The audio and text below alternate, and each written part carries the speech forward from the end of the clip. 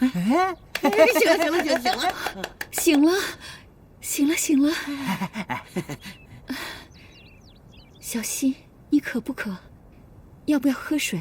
哎呀，妹妹呀，他昏迷这么长时间，肯定是肚子饿了。吃点暴参吃肚，补身子。真笨，女孩子要吃燕窝雪耳才对。暴参吃肚最好，燕窝雪耳。小溪，你长大了，眼睛像他，鼻子嘴巴像我，长得真好看。你们到底是谁啊？什么小溪？娘又是怎么回事啊？你们把丁大哥怎么了？我要出去！小溪，你看看这个，你认不认识？你怎么会有这个玉佩？是从哪里来的？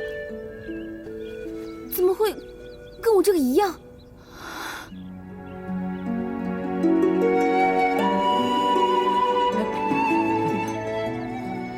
你真的是小溪？什么小溪啊？我叫周青云。夫人，您是谁啊？我姓范，是这陶然居的主人。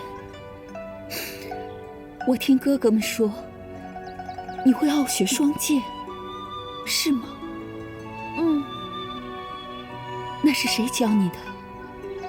是我自己学的。师傅说过，傲雪剑谱是我父母的遗物。那，你师傅有没有告诉过你的身世？他说我是个孤儿。那一年，妙一师伯下山巡游，碰上一群妖人，在围攻我爹。站住！站住！站住！站住！站住！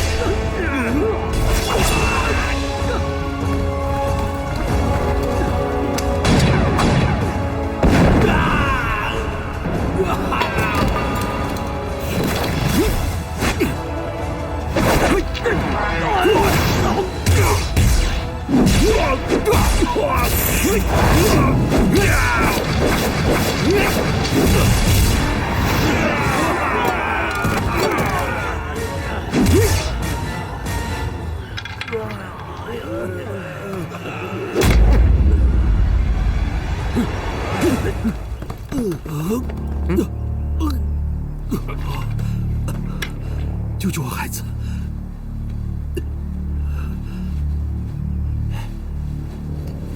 兄弟，放心吧，小孩没事。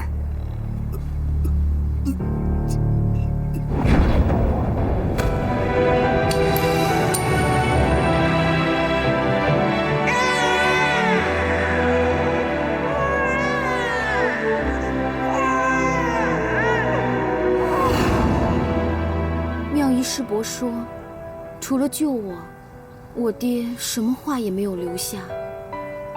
家里所有的房子都烧没了，只剩下这一本傲雪剑谱。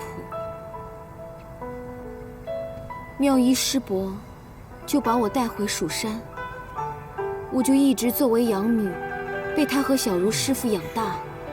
在我懂事之时，他才告诉我这一切，再把剑谱交给了我。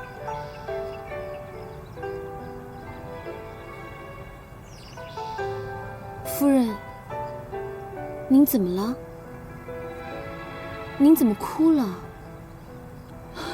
好孩子，我也有个故事要说给你听，是你爹和我的故事。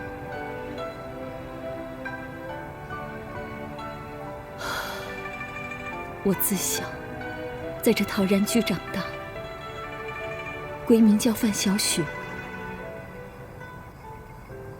因为是千金小姐，从小就飞扬跋扈，无人能管。直到遇到你爹。怎么样？走开！你们怎么这样？你们是啊你，走开！快远点！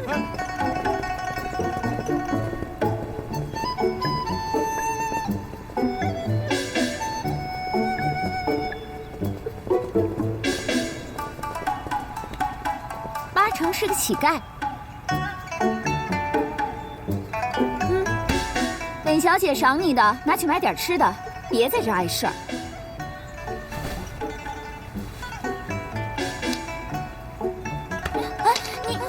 我想你误会了，我不是乞丐。你个丑八怪！本小姐心情好才赏你一口饭吃，别不知好歹。哼，姑娘是生得漂亮，只不过金玉其外，败絮其中。哼！你说什么？从小到大，从来没有人这么说过我。你给我站住！哎，站住！回来！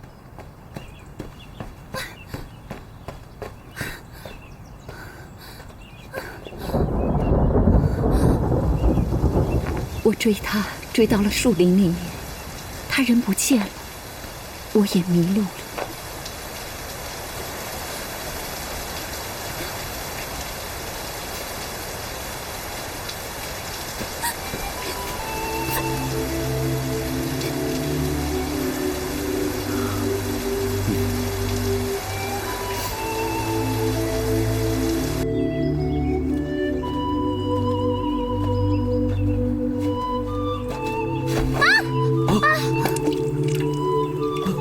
你没事吧？我最喜欢的鞋子。哎，你干嘛？哦，你的鞋掉了，这样脚很容易受伤的。要不我背你吧？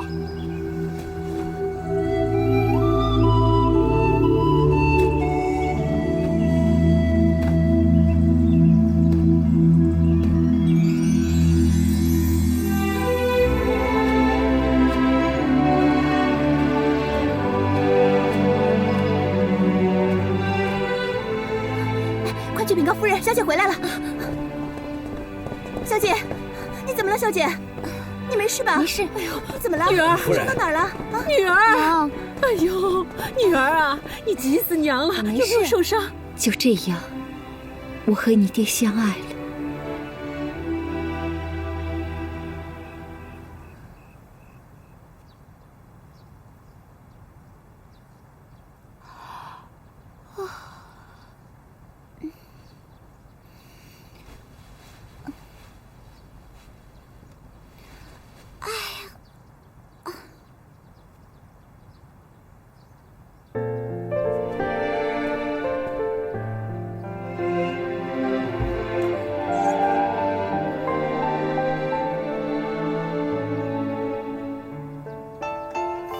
刚开始，我并不知道他的身份，后来相处久了，才知道他是天域魔帝之人。为了躲避同伴的追杀，才来到了中原。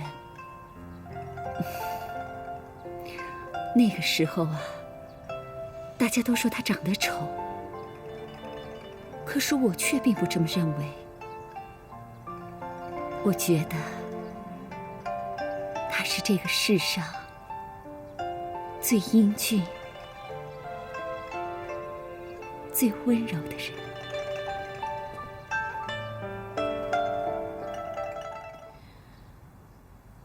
那您是我娘，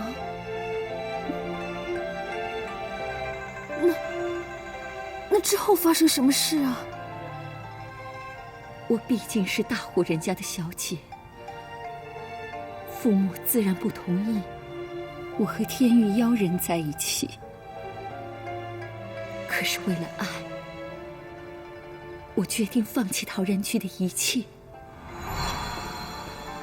刚开始，觉得和爱的人生活在一起，是这个世上最幸福的事。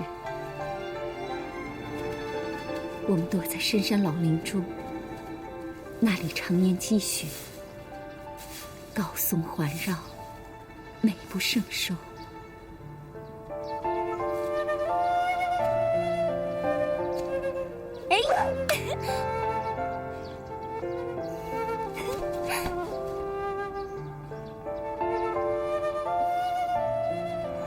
我和你爹一边过着幽静生活，一边钻研武学，还自创了一套剑法，就是傲雪双剑。生活平淡且幸福。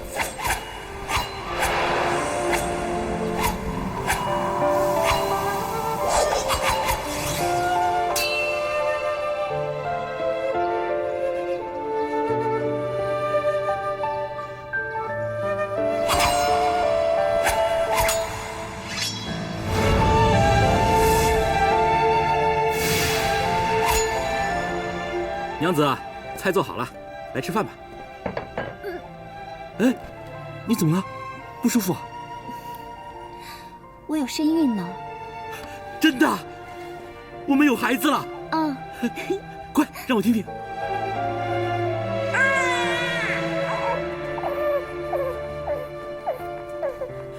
娘子，你看，咱们生了个女儿。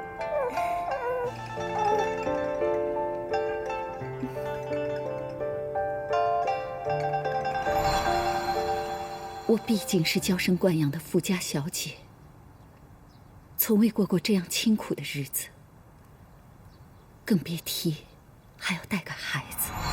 哎呀，别哭了。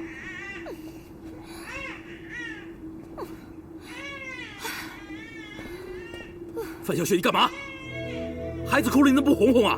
我告诉你，他不光是你孩子，他也是我孩子。我告诉你，我从来就没有过过这么贫苦的日子，我快疯了！我疯了还是你疯了？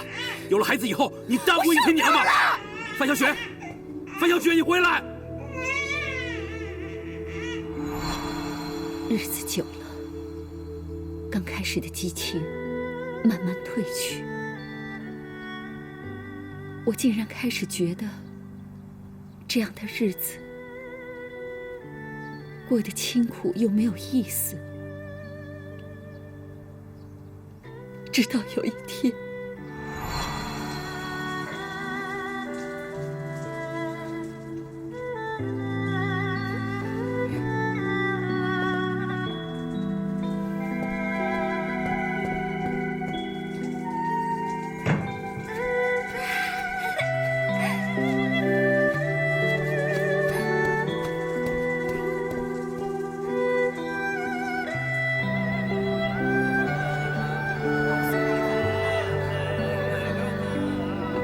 姑娘，你看看，这是新款的胭脂。二然，你看看，我买了好多东西啊。你这是上哪去了？我不是告诉过你，没事别到处乱跑。我就是去逛逛庙会，有什么大不了的？小雪啊，咱们到这儿来隐居，主要是为了躲避以前的仇人，还有陶然居的人。你这么私自乱跑，很有可能会暴露我们的踪迹，你知道吗？有什么可大惊小怪的？事情都过去那么久了，谁还记得那些陈年旧事啊？我范小雪自从跟了你之后，每天都憋在家里，闷都闷死了。小雪，你是不是后悔了？后悔跟我生活在一起，后悔有了孩子拖累了你？是又怎么样？好，趁着小希还小，还不懂事，你走啊，走啊！我走就走。哼！小雪。小雪，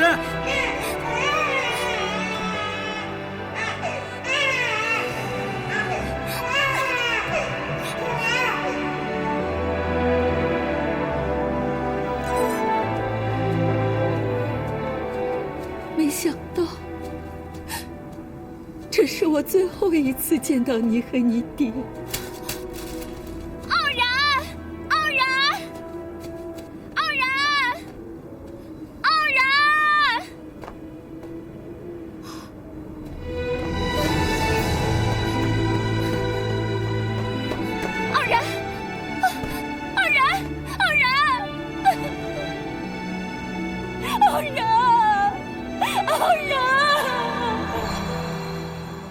从那之后，我就四处找你，并在陶然居设下只有傲雪剑法才能破解的剑阵。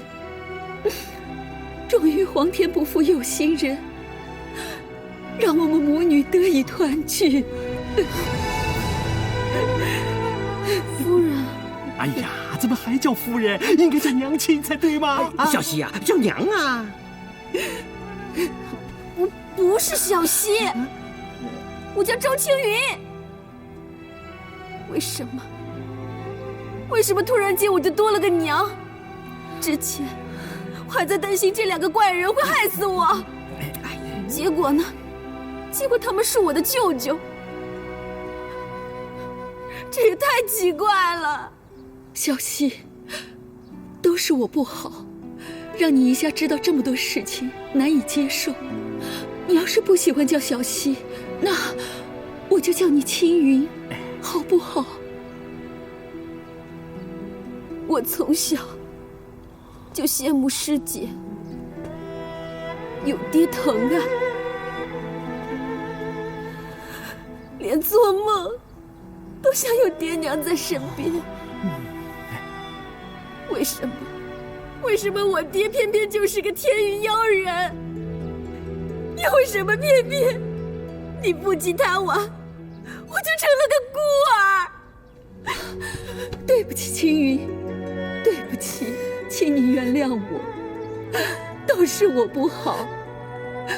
我知道，一时之间让你知道这么多的事情，难以接受，对不起。哎呀，妹妹啊，你别心太急啊。小希她一个人生活惯了，冷不丁多了这么一个娘亲，还有2个舅舅，她不太习惯。我们一家人团聚了，是吧？以后有的是机会在一块聊天，是吧？让她先休息。青云，那你先好好休息，我再来看你。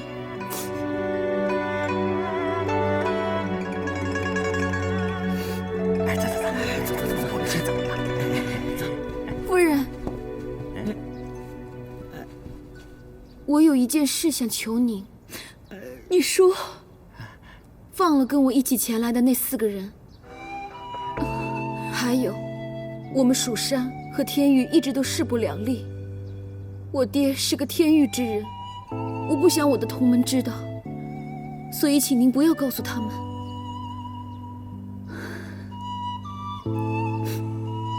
好，我答应你。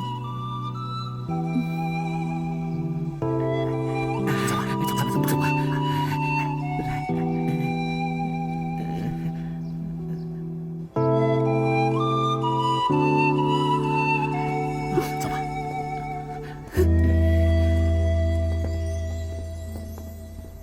哎呀，妹妹，让哥吧，让哥看怎么样？哎呀，这谁把你打得这么重啊？赶紧告诉哥哥我。我为了寻找小希，在边塞附近遇到了天域旧敌。难道是那八魔？哼，是手下败将啊！当年我妹夫打八魔的时候，把他5个兄弟都打死了，还有3个呢，狼狈的逃回了天域。哎呀，这么多年都相安无事，怎么又出来了呢？哼，怕是烈影神宗重回中原，冲破了部分封印。那大荒八魔妖法造诣匪浅，又休养生息这么多年，也就接踵而至。小美，你说他们会来寻仇吗？他们就算不来，我早晚也要找他们讨债。傲然的仇，不得不报。可是，小希才刚刚回来，我担心。哎呀，妹妹啊，不必担心，有哥哥我在啊，兵来将挡，水来土掩啊，咱们范家总算是团圆了啊！只要咱们齐心协力，不管他7魔8魔，10几魔好了，全部来，我们也把他打得稀巴烂。相信自己。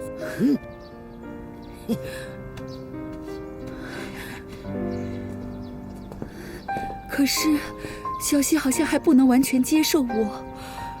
哎呀，小妹啊，这人总有脑子转不过弯来的时候。哎，你再多给他一点时间。这有谁真的不要自己的娘亲的呢？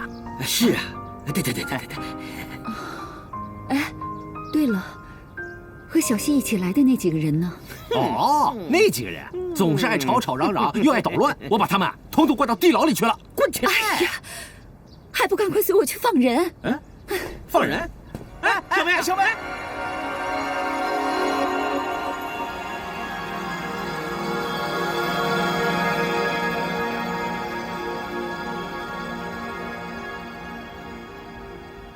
丁爷，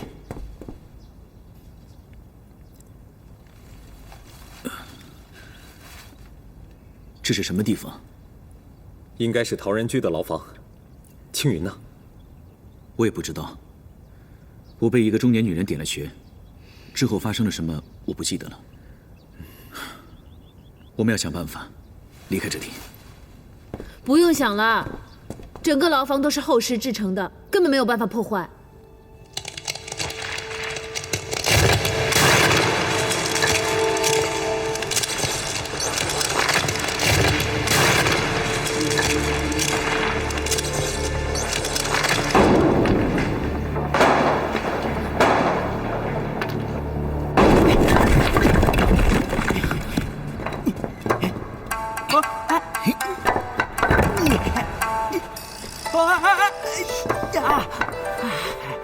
怎么是你啊？当然是我啦！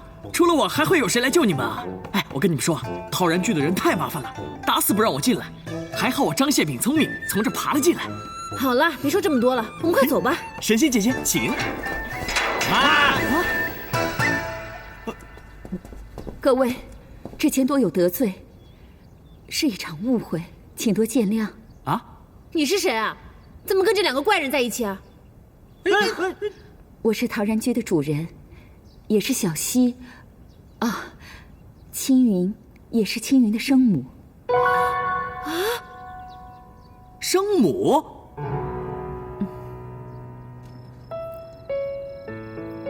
怪不得之前两位前辈对青云的态度这么奇怪，原来夫人是他的娘亲。是啊，还是一位有钱有势又有地位的娘亲。之前青云说没有爹没有娘很可怜，现在可好了？是啊，这么多年，我欠着孩子的太多了。看来，诸位与青云的关系非同一般，真是多谢这么多年对青云的关照。哎，不用客气了，其实一直都是青云在照顾我们。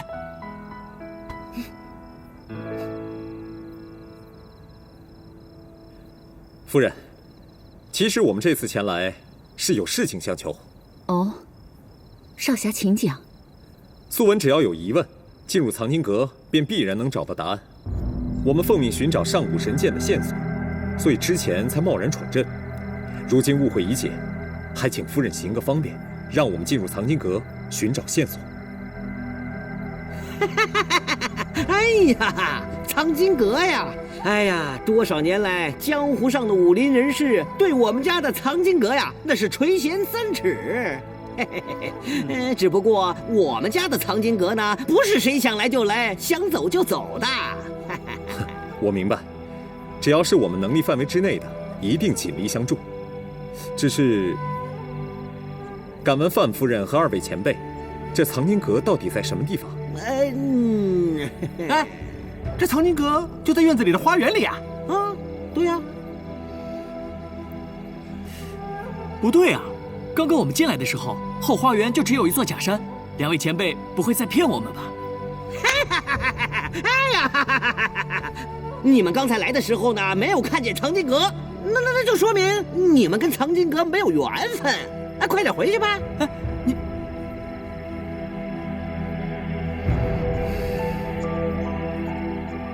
夫人，我想探望青云，不知道方不方便？啊，当然，请随我来。请。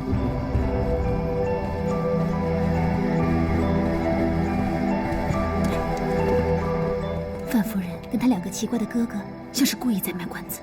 一会儿见到青云，也好生劝劝他，他现在的身份跟以前不一样了。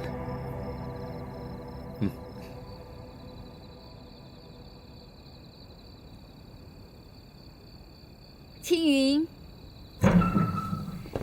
青云，你看谁来了？师兄师姐，小张，青云，你们都没事啊？没事，没事。当然没事，他们都是你的朋友，娘自然不敢怠慢。青云，娘给你做了些新衣服，还有好多好吃的。夫人，您的好意我心领了。只是我有一些话想跟这几位同门说，不知道您方不方便？啊，方便，那我就不打扰你了。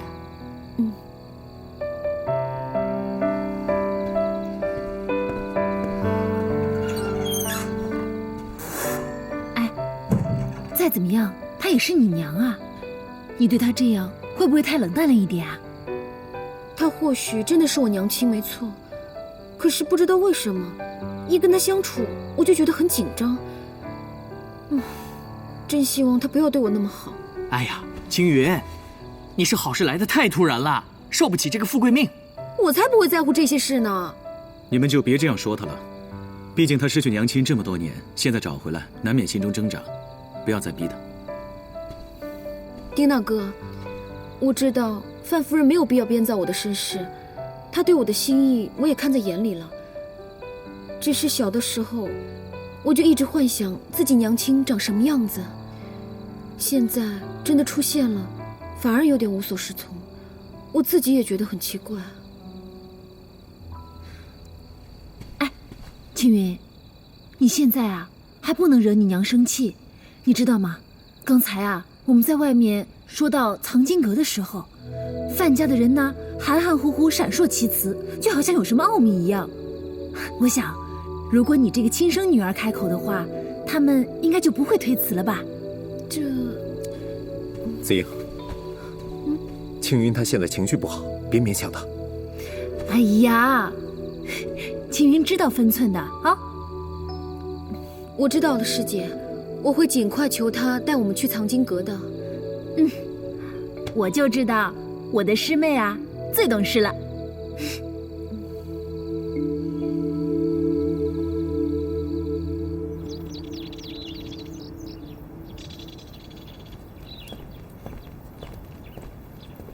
大师兄，今天来了好多人。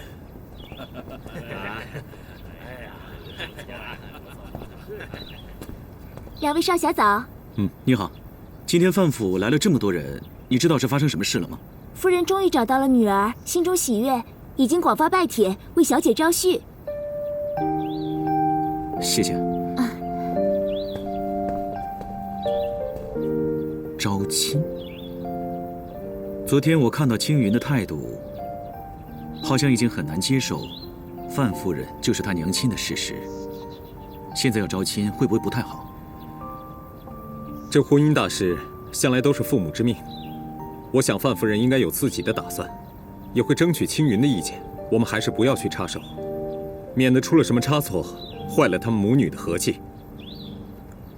但是我看范府上上下下的人都很奇怪，尤其是范夫人，她心思深沉，叫人捉摸不透。为了避免发生意外，我们还是进去看一下吧。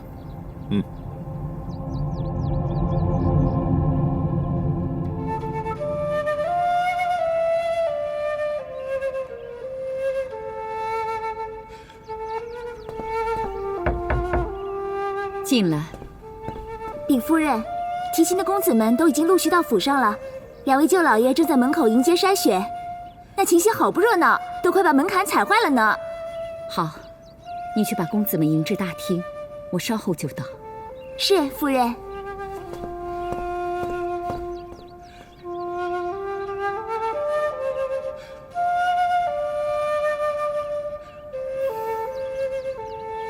傲然，你放心，我一定会照顾好我们女儿，她一定会平安健康，长命百岁。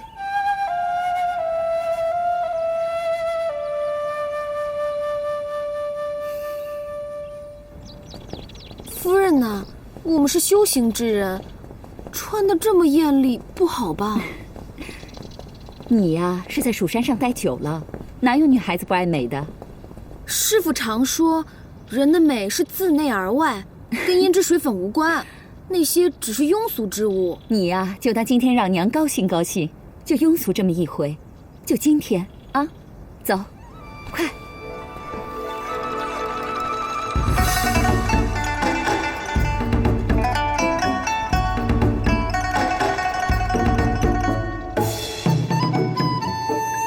见过夫人。小生陈宇，父亲陈远如，小生见过夫人。哦，原来是江南首富的公子，欢迎欢迎。早就听说过陶然居的名字，今天一见，果然大开眼界。这一位想必就是青云姑娘吧？果然倾国倾城啊！啊，沉鱼落雁。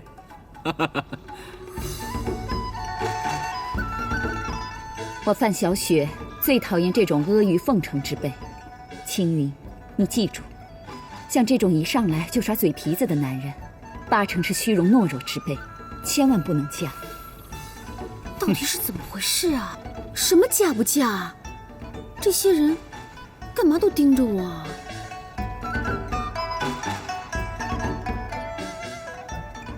青云，你年纪不小了，这些人都是娘为你精心挑选的夫婿候选人。你说什么？谁说我要嫁人呐？我不嫁。青云，这些可都是达官显要的公子，你难道不喜欢吗？成不成亲是我的事。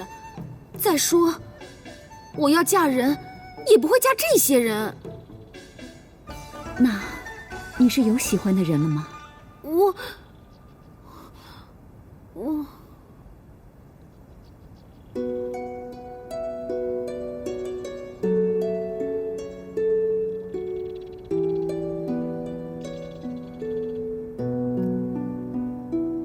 青云，你要是有喜欢的人，就告诉娘，只有跟喜欢的人在一起，才能够幸福。这个道理，娘明白。若是我爱的人，他不爱我呢？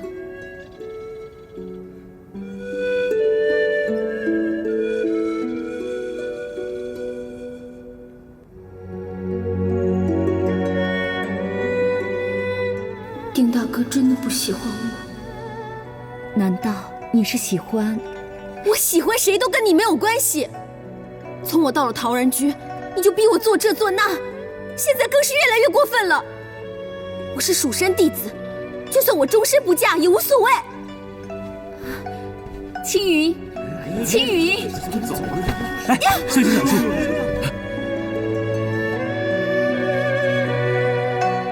谢谢。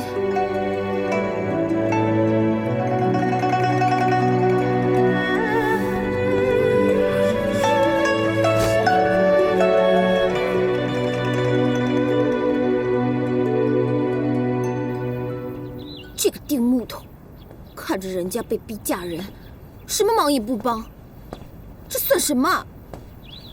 哼！青云，青云，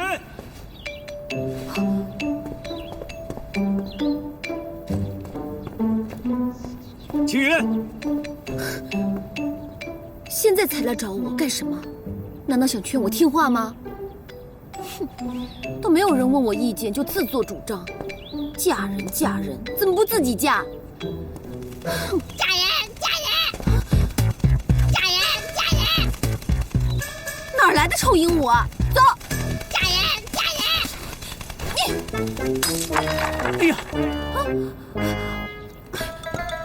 公子，公子，公子，对不起，对不起，我不是故意的。糟了，公子自小体弱，得了一种怪病，一遇到大的冲击就会昏迷不醒啊！公子，公子你醒醒啊！公子，那怎么办？公子有什么解决的办法？哦，以前老夫人寻了一味神药，需要用女人的血做药引子，公子喝了马上就会醒的。可是自从老夫人去世之后就没有办法了。公子又生性善良，不愿意轻易害人。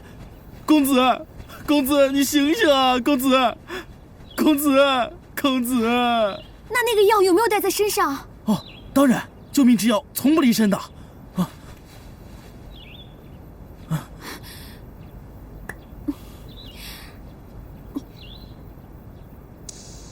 来，快救你们家公子！多谢小姐，多谢小姐。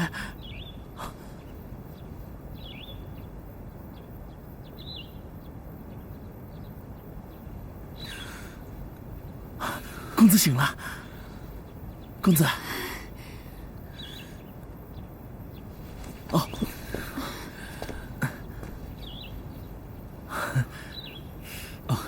在下云中雪，多谢青云小姐大救。别，刚刚你扶我一把，那这样正好，我们谁也不欠谁了。姑娘真是性子豪爽。你也是来求亲的吗？我这不也是病急乱投医吗？希望早日成亲，也就不用再怕自己身上的怪病。姑娘放心，若非情投意合，在下也不会勉强。罢了罢了，自从下山之后，才发现天下之大，真的是无奇不有。姑娘是在笑话我吗？没有，你碰上我呢，也算是你幸运了。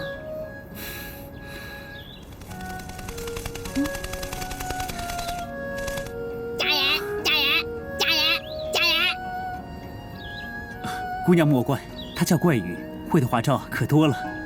怪语？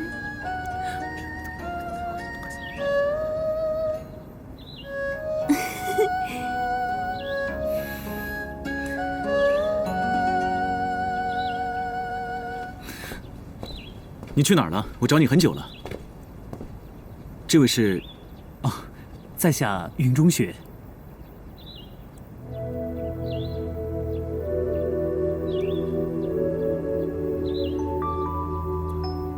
青云小姐，既然你有朋友来了，在下就先告辞了。后会有期。我送你回房间吧。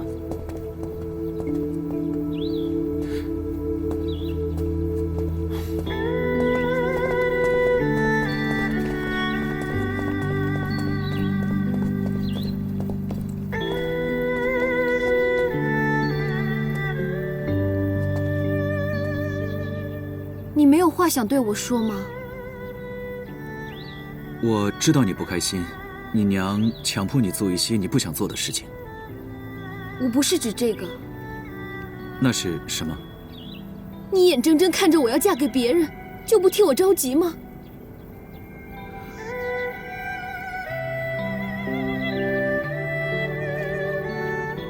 毕竟那是你的事，终究我是个外人嘛。那我明白了。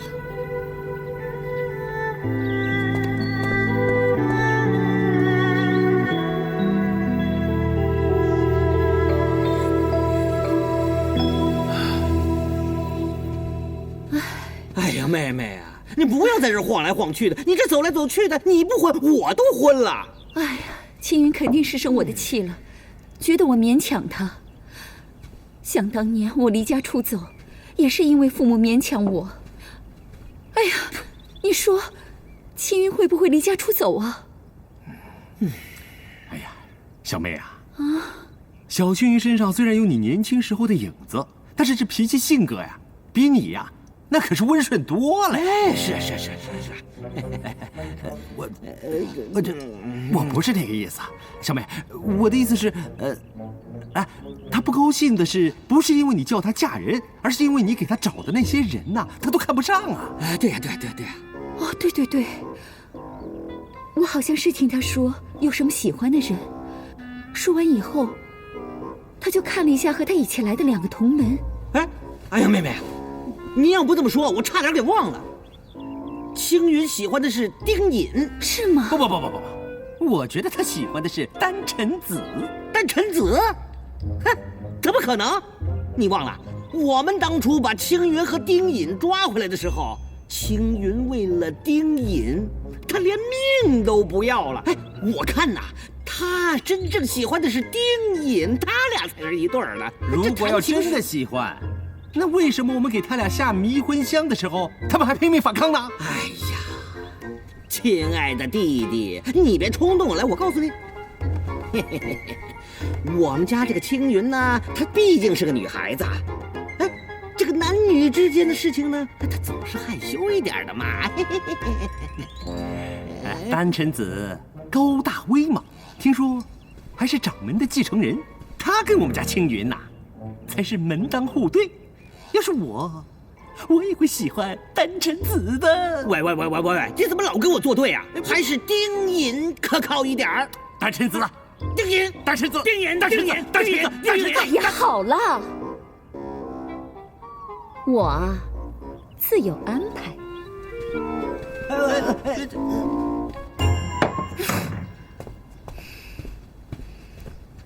这范夫人也真是的，故意卖关子，不告诉我们那神剑的秘密也就罢了，还倒给青云招起相公来了。还不是心疼女儿，想找个办法来补偿她吗？那得折腾到什么时候呀？等选完了人，还要再成亲办事儿。我们都下山那么长时间了，一把神剑都没找着，净跟着青云屁股后面瞎撞。可是看青云的意思，好像不想顺着范夫人的意。青云也是的，我让他去求他娘，都这么长时间了，也没个动静。哎，你就别勉强他了。这几天发生了那么多事情，他也不好受啊。有什么不好过的呀？这陶然居家大业大的，他娘又是陶然居的主人，这不是天上掉馅饼的事吗？他倒好，死活还不愿意，还在那儿装清高。那可能是他们两个不太熟悉，他不好开口呗。哎，要不然你去跟范夫人说一说啊。现在正是天下遭逢大难，是武林中人都应该出一份力啊。陶然居有那么雄厚的财力物力，理应对我们蜀山鼎力相助。哎，只要拉拢了他们，那蜀山的线索唾手可得。大师兄，你是以后要当掌门的人，对待很多事情呢，要主动出击，不能总是唯唯诺诺、畏畏缩缩的。我这就去。就是嘛，什么都要我提醒。我要是个男人呐，我早就去了。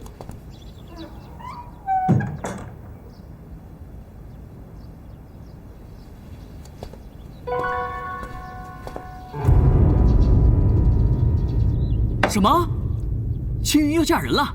是啊，应该是范夫人单方面的意思吧，所以青云才会这么不高兴。那你什么表示都没有啊？我是个外人，能表示什么？外人？哼，也是。哎呀，青云找了个公子哥嫁了也好，他那么可爱，总会找到一个人宠着他、爱着他，再也不用在某些人面前摔跟头了，是吧？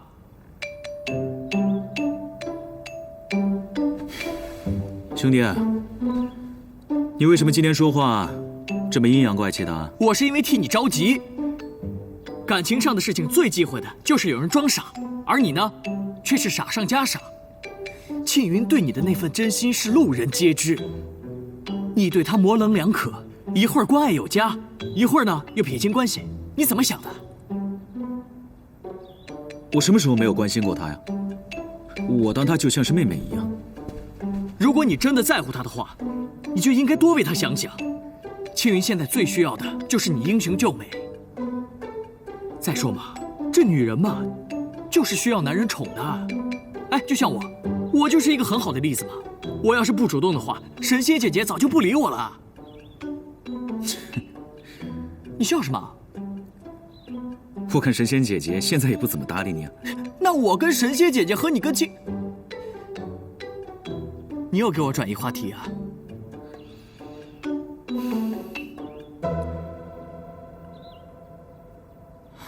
那我问你，青云要是真的嫁人了，你也无所谓吗？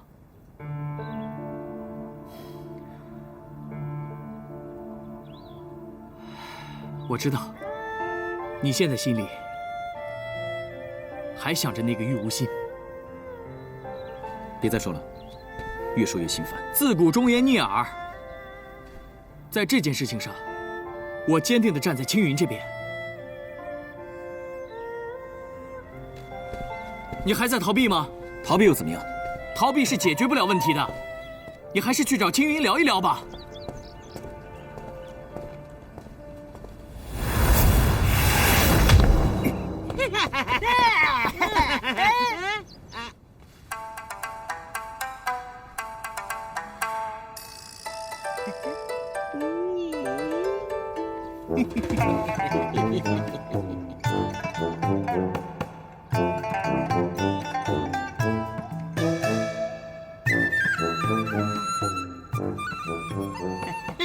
哇！放开我！哎呀，臭小子，说心里话，我其实不想点你的穴，不过你的武功也太高了，臭小子。我问你，我们家那个青云是不是喜欢你啊？你在说什么呀？丹臣子，我看你一表人才，而且又是我们家青云的大师兄，你千万不要让我失望啊！啊？咦？我并无恶意，只是有事想与二位商量。这么商量，未免也太奇怪了吧，夫人？啊，意思就是只能同意，不能拒绝。我不是一个拐弯抹角的人，你们也知道。我只是想做些为青云好又让他高兴的事情。夫人，您觉得您这样对我们，他会高兴吗？青云是我的女儿，我当然了解她的心思。我知道，她喜欢你们两个人。什么？唉，从青云的举动，我能看得出来，她对你们两个很在意。也许因为她年纪还小，不过没关系。等你们成亲之后，经过感情的培养，我相信总有一个是对的。夫人，您就别再开玩笑了，好不好？我没有开玩笑。他脑子有病吧？是。喂，臭小子，臭小子！陶然居，我们说了算。哎，臭小子，你先别急着拒绝啊！哎，你还没听我们开出的条件呢。嗯。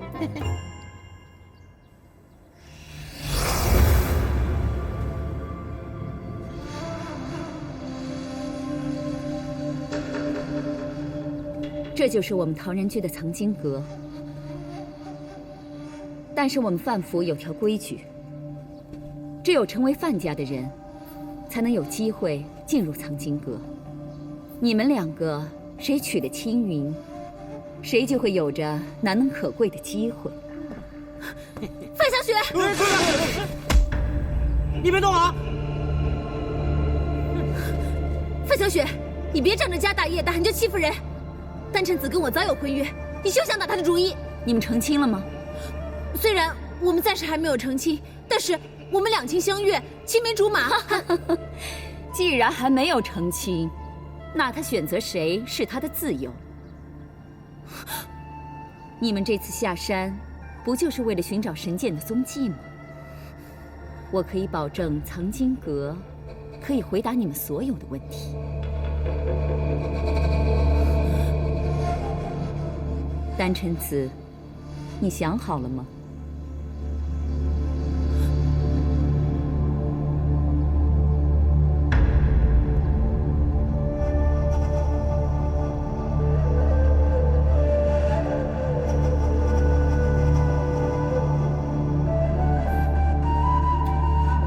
夫人，我……丹臣子，你在想什么呢？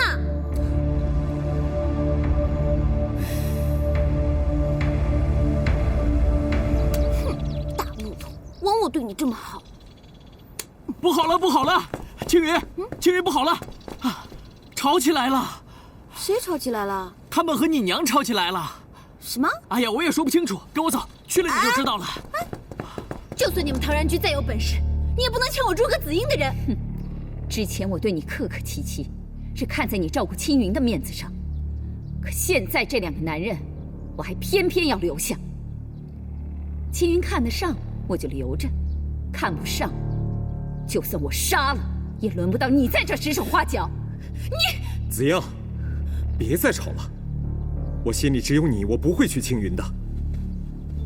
丹嗔子，我们家青云有什么不好？可比这个势利女子强多了呀！喂，你把话说清楚啊！到底谁势利？你呀，之前求我进藏经阁的时候，还不是一副阿谀奉承的样子。你简直蛮不讲理！我诸葛子英从来就没有受过这种委屈。喂！大家冷静一点好不好？夫人呢？这关乎到青云的终身大事。如果您要以家事相逼的话，那就是对青云不负责任。我也不会因此就范，我更不会娶她。我也不会。混账！我女儿有什么不好？你们就算是死，也不肯娶她吗？不娶，不娶。够了！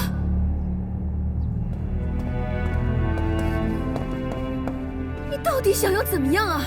青云，好，你过来。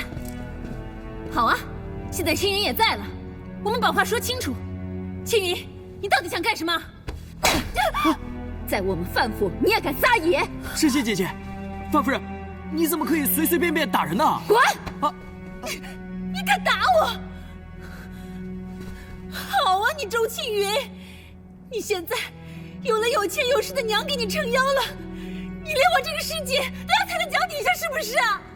诗琪姐姐，你冷静一点，这也许是个误会。你走开！青云，自从来到陶然居开始，就没有一天安宁过。难道您就这么喜欢自作主张吗？青云，我都是为了你好啊。为我好？您真是个好娘亲啊！当年就是因为您任性贪玩，害死了我爹，害得我变成了个孤儿。现在却突然跳出来说是为我好，为我好，就逼我去嫁人，让我的师兄师姐都恨我。为我好，您就让我像一个被嫌弃的废物一样被扔来扔去。难道您就没有听到别人说死都不喜欢我吗？为什么你要令我那么难看呢？青云，有您这样的娘，我宁可不要。我恨你！青云，你是天底下最傻最笨的大木头，我讨厌你！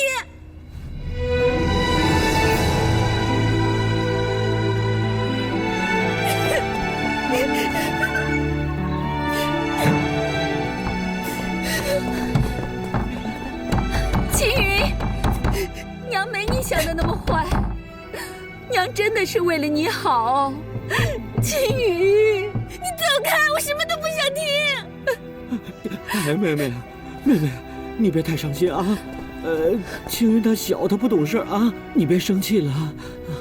我是个无可救药的人，辜负丈夫，忤逆爹娘，现在就连我自己的女儿都说恨我。哎呀，妹妹，你千万不要说这种话。俗话说得好，血浓于水。小青云聪明乖巧，她一定会明白你的一片苦心的。小妹，你也不要太自责了啊。这个他现在在气头上，气一过他就没事了。我要去给他的同门赔不是。可是我担心青云，哥哥。妹妹，不必担心，只要有我们两个在这儿把守，我绝对不会让小青云离开半步的。对，我们在这看着他啊。青云，娘现在就去给你的同门赔不是。娘知道你心里委屈，可是娘真的是为了你好。总有一天你会明白娘的苦心的。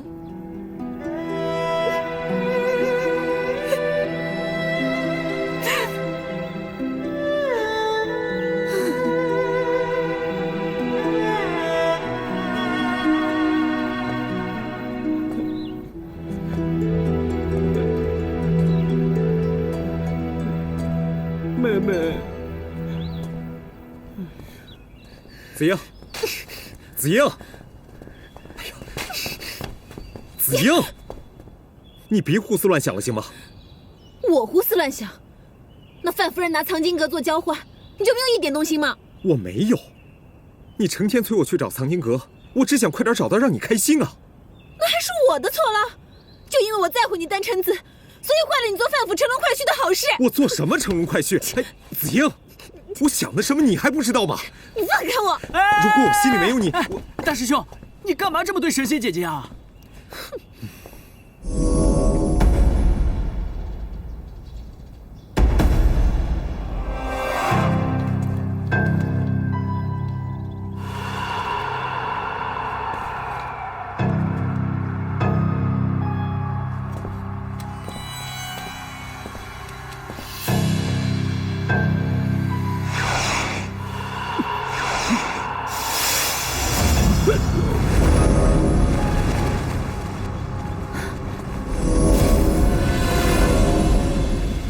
出事了！啊！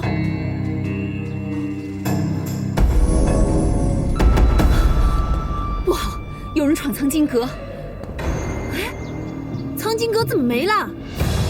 快去看看，走。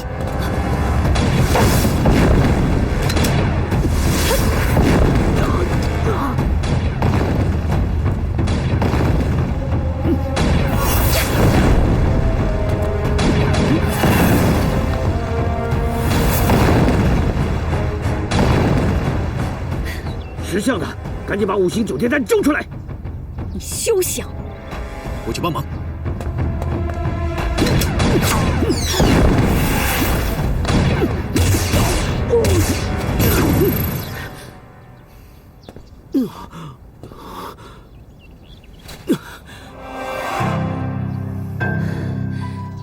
大荒八魔，说，其他几个人在哪儿？哼，装哑巴是吧？行，那我就成全你。各位，这是我们范府自己的事情，还望不要插手。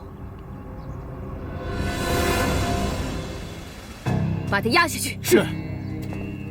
走走，起来！陶然居就要倒大霉了，好戏才刚刚开始呢。走走，老实点，走走。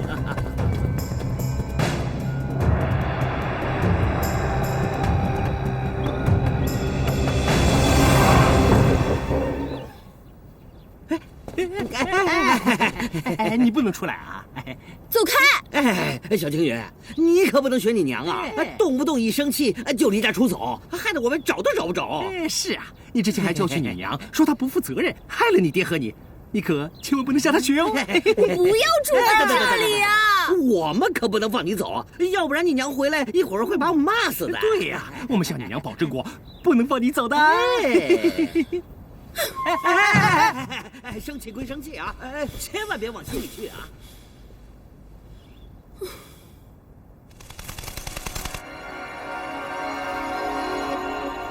怪鱼，你怎么来了？青云姑娘，青云姑娘，哎，青云姑娘，你怎么来了？怪宇非要来找你，一直闹我。青云姑娘，青云姑娘，你看，就是这样，叫了一整天了。不是你教他，他怎么会叫啊？我，糟糕，被你看穿了。哎，小青云，你的气消了吗？要不要吃点东西啊？走开，不用你管。你笑什么？笑你喽！你不知道啊，有多少人想挤进这陶然居，可你这大小姐却偏要逃出去。唉，果然不同的人，命运也相差甚远。不过呢，我一直不相信命数，觉得一切都应该掌握在自己手中。这要是有你说的这么轻松，那就好了。啊，我要再这么站着跟你说话，被人看见的话，就要把我当采花贼了。你笑起来最好看，特别可爱。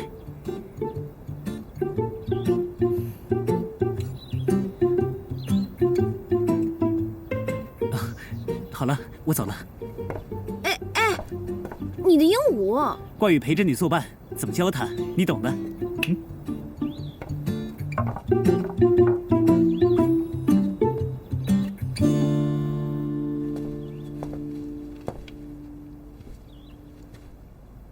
小青云，你的气消了吧？消了就出来吃点东西啊！是我不要，走开！青云姑娘，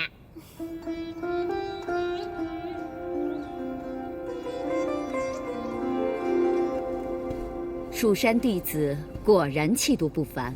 哼，虽有摩擦，关键之时还是会挺身而出。之前若有得罪，还请见谅。夫人不必多礼，危机之时，我们几个人自然不会袖手旁观。各位请坐，奉茶。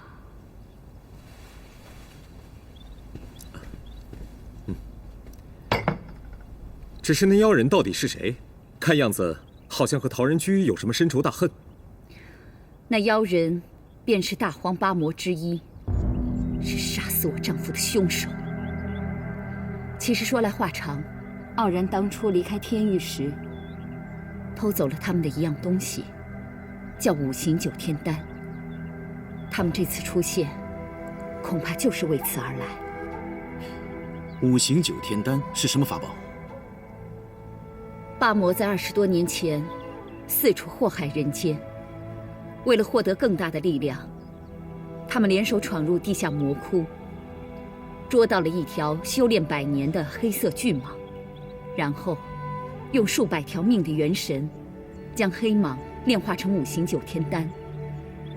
一旦丹丸入体，便如同接通了魔域的黑暗力量，后果不堪设想。尊夫是忌惮着丹丸的威力，所以将其偷走。是的，傲然虽然身处魔地，却心地善良，因此与八魔结仇。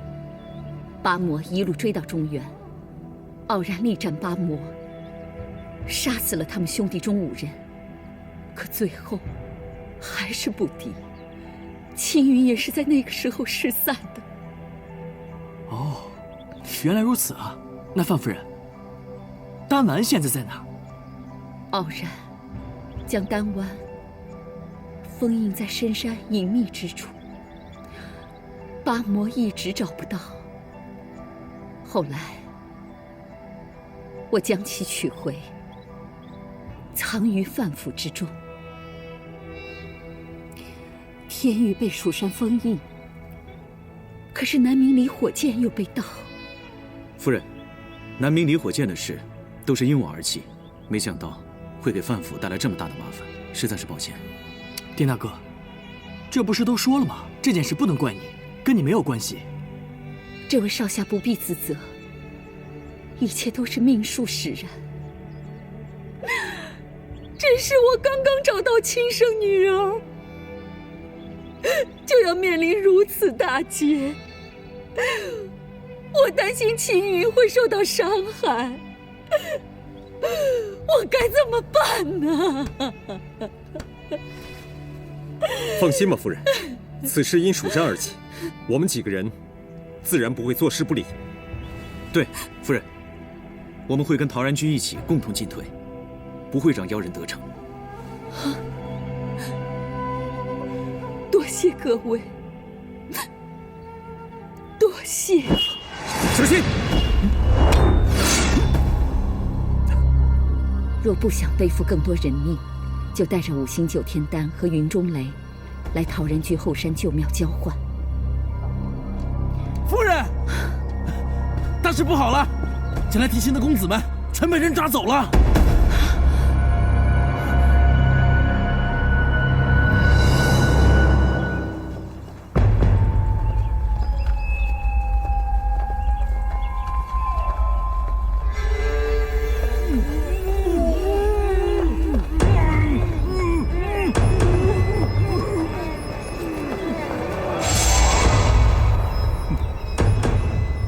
你以为你这样我会怕你吗？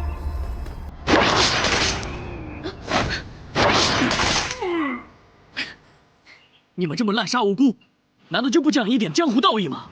江湖道义。范小雪，你夫君抢了我的宝物，还杀了我的5个兄弟，这叫江湖道义。识相的把5行9天丹给我交出来，否则别怪我刀剑无眼。夫人，如此歹毒之人，如果让他们得逞，后果不堪设想。是啊，假如这样就妥协，也太不像话了。我不会让更多的人送命。算你还识相。好了，不要再浪费时间了。您放心，我会放了云中雷。不过你们2个要先离开。至于5行9天丹，我会用我的方式交到他的手里。我们怎么知道你们会捣鬼啊？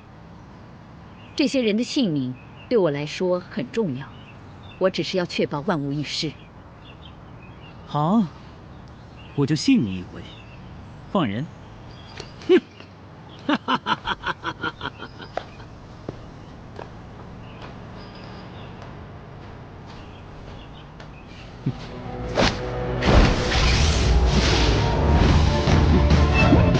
大师兄！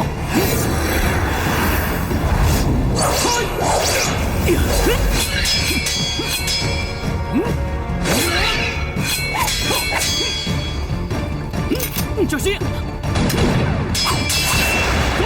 走！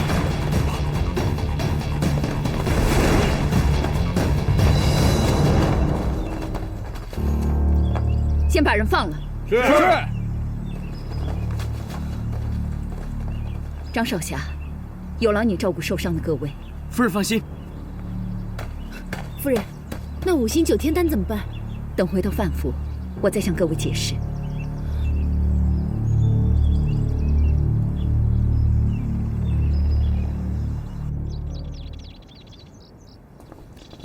夫人，我们得把5行9天丹抢回来。如果那丹丸的威力真的像你说的那么大，那到时候丧命的就不止这几位贵公子了。这我当然知道，不过他们暂时还使用不了。这当中会不会另有玄机？当初傲然忌惮那八魔来抢，未绝后患，就用自己的血给丹丸下了一个封印。现在要解开封印，依然需要他的血。可是他已经死了，难道这个封印永远解不开了吗？封印血脉相承，傲然的血依然留在青云的身体里。那妖人会不会伤害青云？不会，我的哥哥们一直守在青云的门口。当时我答应交换，只是缓兵之计。只要我们保证青云的安全，就一定有机会取回丹丸。哎呀，小青云啊，你这生气生的也太久了吧？要不然舅舅给你讲个故事啊？当他小孩子。哎，小妹，你终于回来了。小青云是不是气傻了呀？现在就只会说一句话：走开，走开。是啊。青云，青云。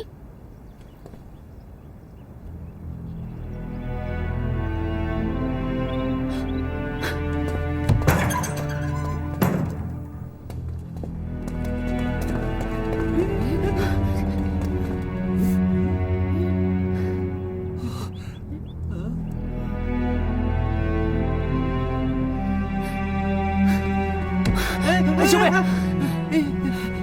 青云，我的青云！小妹，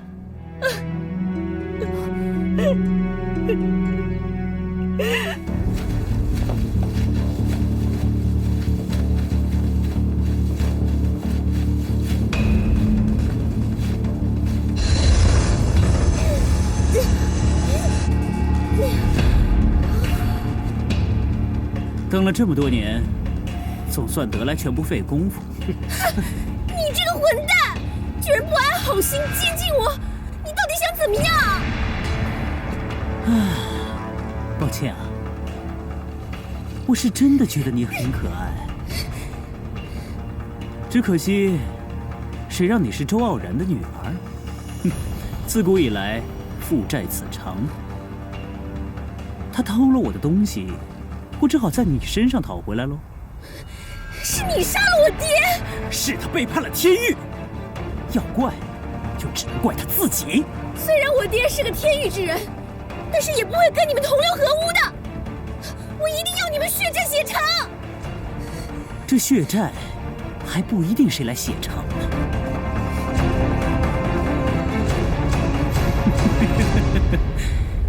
把他给我带出去！放开我！放开我！我来说，妹妹，好消息，好消息啊！什么情况？刚才有人送了一封信，说这个好像是关于青云的，什么情况？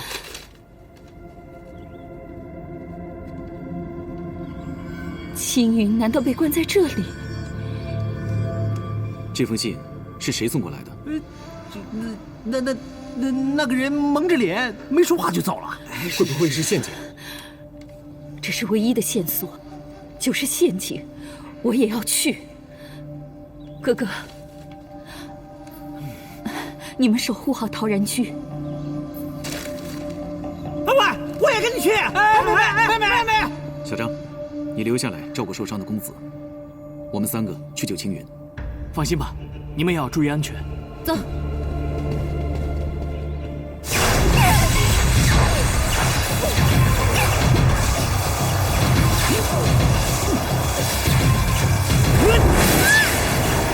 周傲然没想到我会拿你的血来解封印。放开我！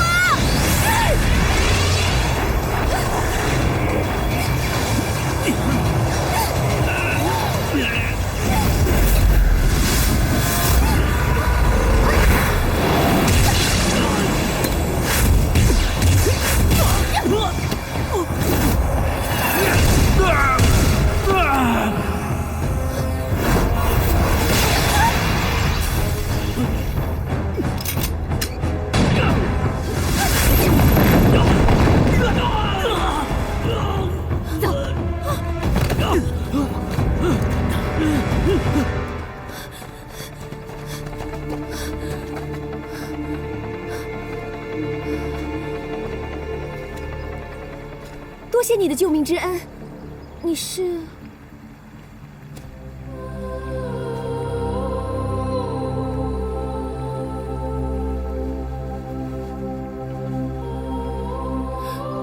是你？青云！青云！青云！青云！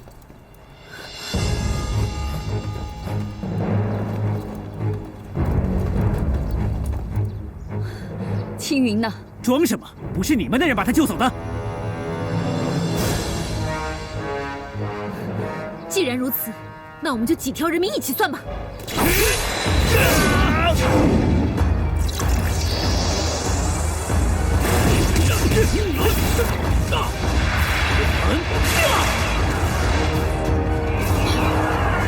糟了，快阻止他！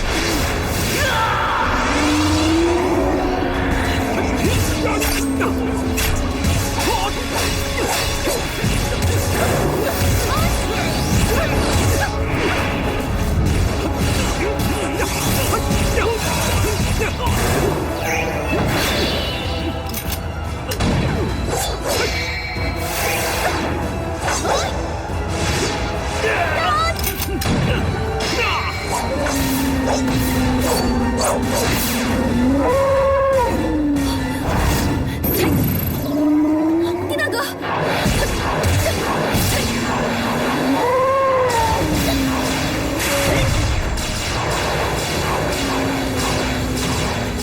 青云，你没事吗？快和丁云使用傲雪双剑！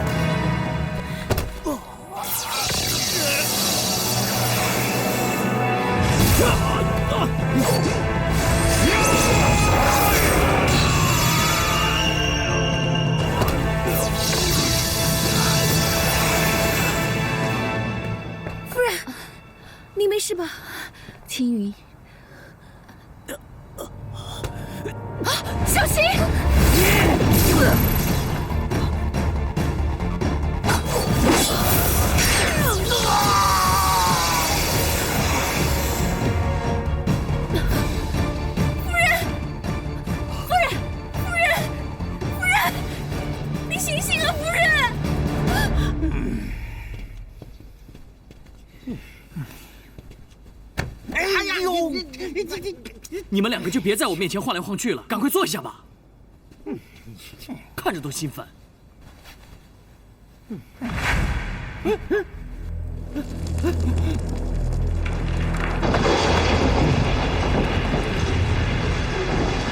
怎么回事？难道是大荒八魔打过来了？糟了！妹妹出事了！走！哎，等等我！小妹，范夫人，小妹，你怎么了，小妹？夫人被大荒八魔所伤，伤势很重。小张，你快点救救他吧！夫人现在心脉受损，必须一股强大的力量替她再造心脉，才能救她一命。这个丹丸力量强大，应该可以救她一命。不行的，丁大哥，这个丹丸虽然力量强大，但是是个阴毒之物。范夫人现在身受重伤，如果强行打入，只会两败俱伤。必须以一股更强的纯阳之力护住她的心脉，再将5行9天丹打入，方可无恙。别说了，让我来。丁大哥，不行的。丁大哥，如果我控制不住自己的话，就把我杀了。丁大哥，别再犹豫了，救人要紧。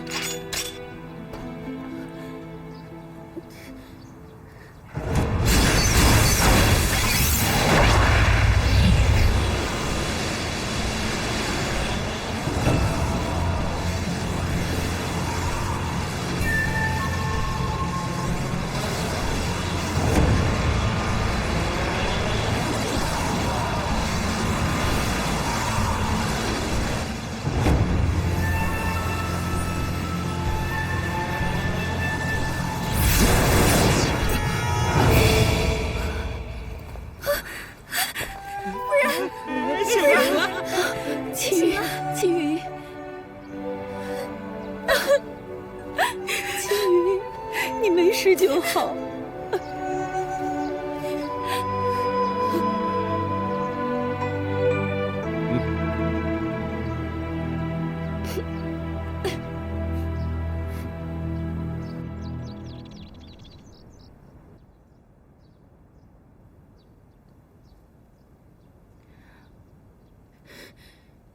小张，怎么样啊？臭小子，你到底行不行啊？说句话呀！对呀，我妹妹她不会有事吧？各位放心，夫人体内有5行9天丹助力，元气更胜一切，只要稍稍休息几天就好了。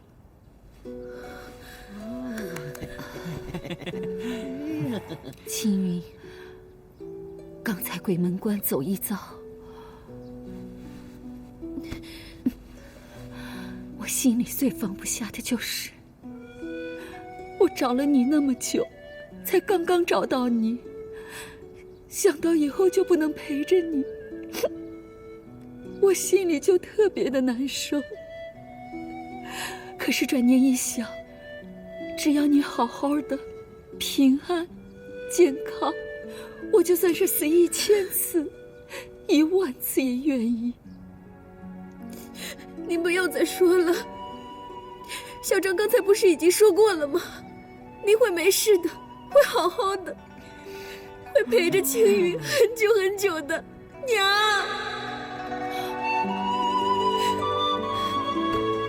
你叫我娘，我听见你叫我娘，青云。其实青云心里早已经接受娘了，只是一时之间不知道怎么开口。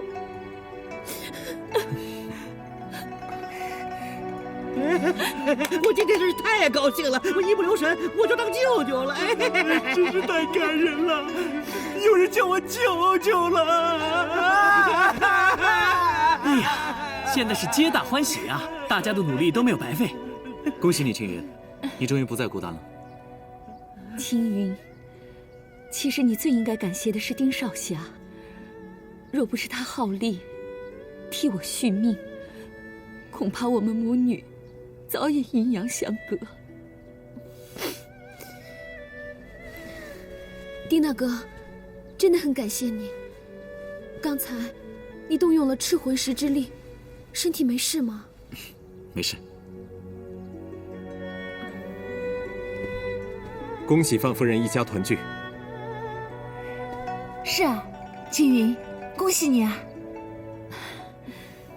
此番多谢诸位蜀山少侠相助，才帮陶然居躲过一劫。刚才大家辛苦了，请歇息片刻，我会让哥哥们好好招待各位。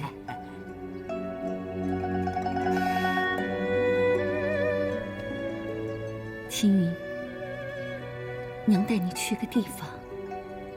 什么地方啊？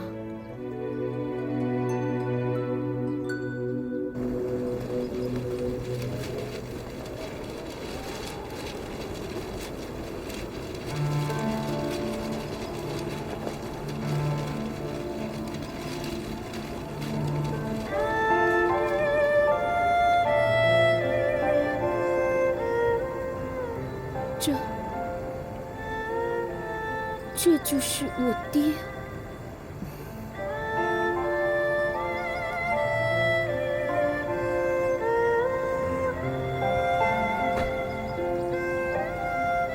爹，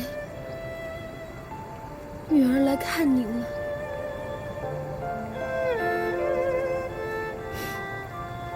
傲然，我找到我们的女儿了，她很好。眼睛长得像你，又聪明，又漂亮。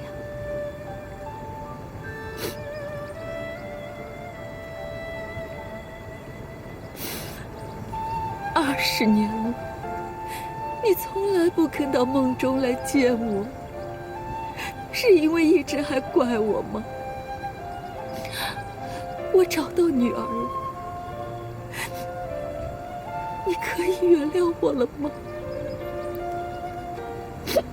娘，是女儿之前不懂事，女儿现在都明白了。爹，原来是个大英雄。娘亲从未放弃过找我，所以青云不会责怪您的。我相信，爹也不会怪您的。所以，您就不要再自责了。青云，谢谢你。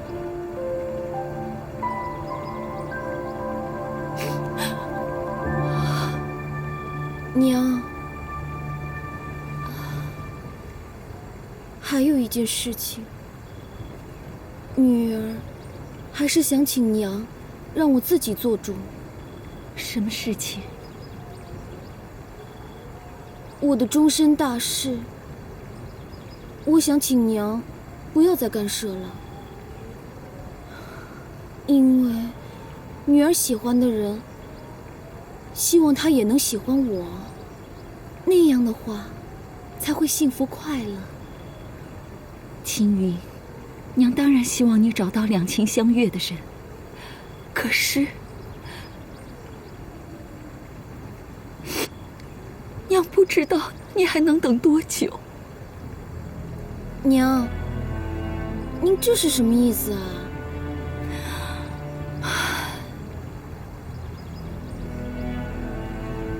你身上流着你爹的血脉，也承受了你爹家族所遭受的诅咒。此病若是不能与心爱的人成亲圆房，就会气血耗尽而亡，且万般痛苦，是常人所不能承受的。不可能，这世上哪有这么奇怪的病啊？这是你爹祖上仇家所下的恶毒诅咒。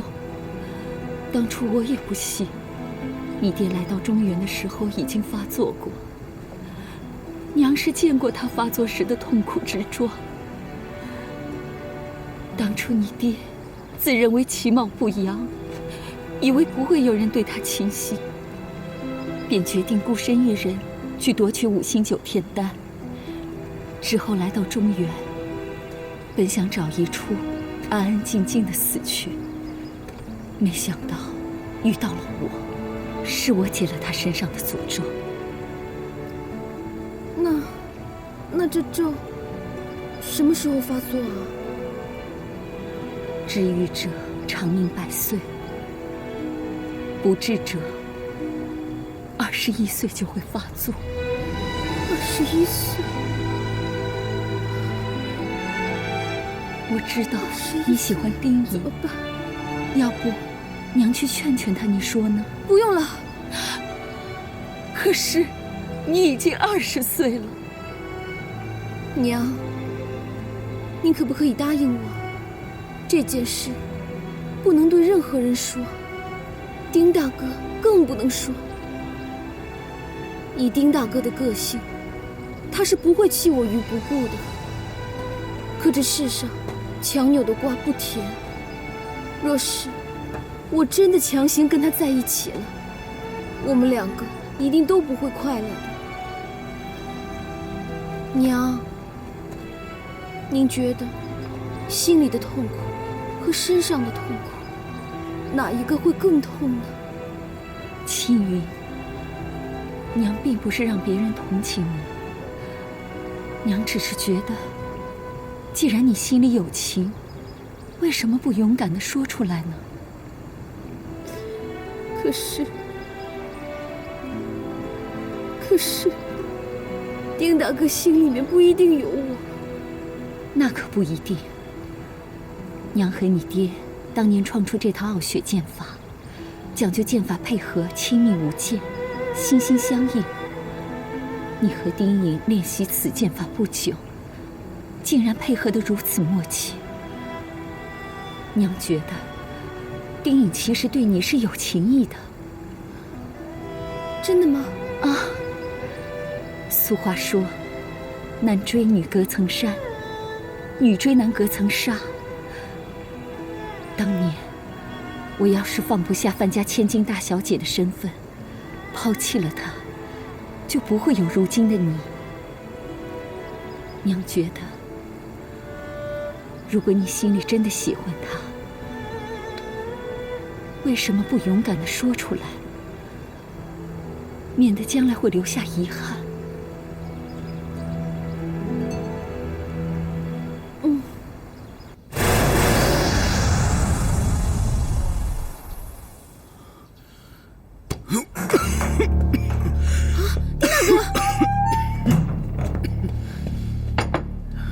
你怎么了？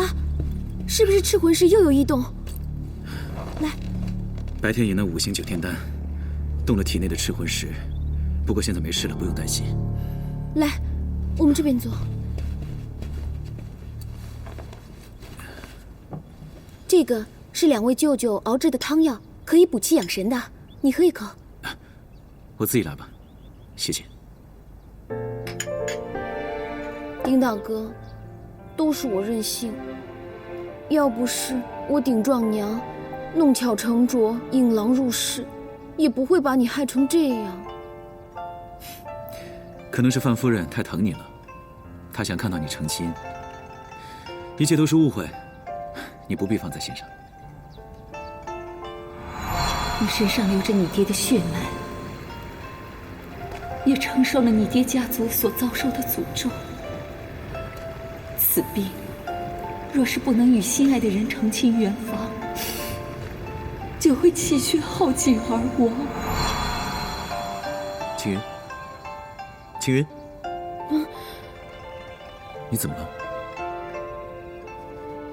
如果我告诉你，我娘逼我成亲，是想治我的病呢？什么病？我娘跟我说，因为我爹的天域血统，所以我身上带了一种怪病，如果21岁之前不能成亲的话，就会病发而亡。如果是真的，你会愿意娶我，救我的性命吗？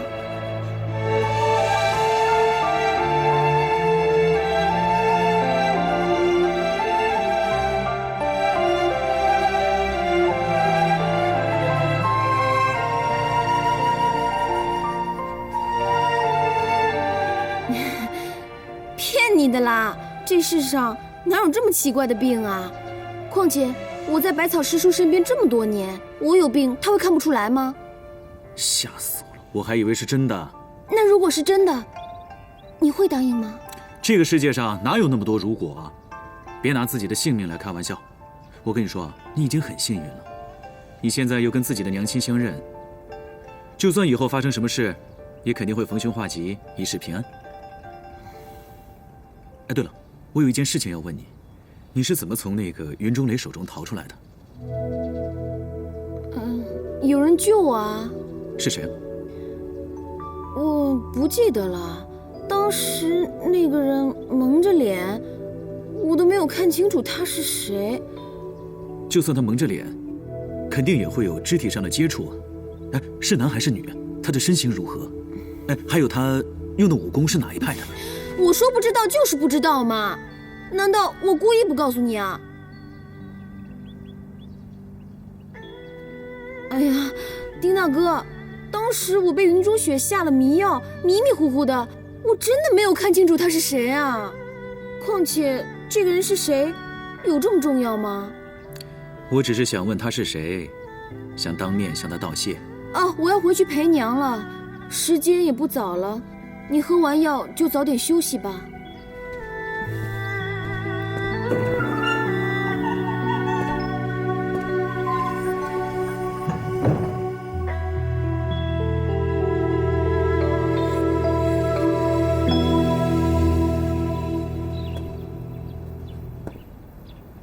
丁大哥，如果我真的死了，你会不会为我难过？若是我告诉你实情，你会不会答应娶我？那样的话，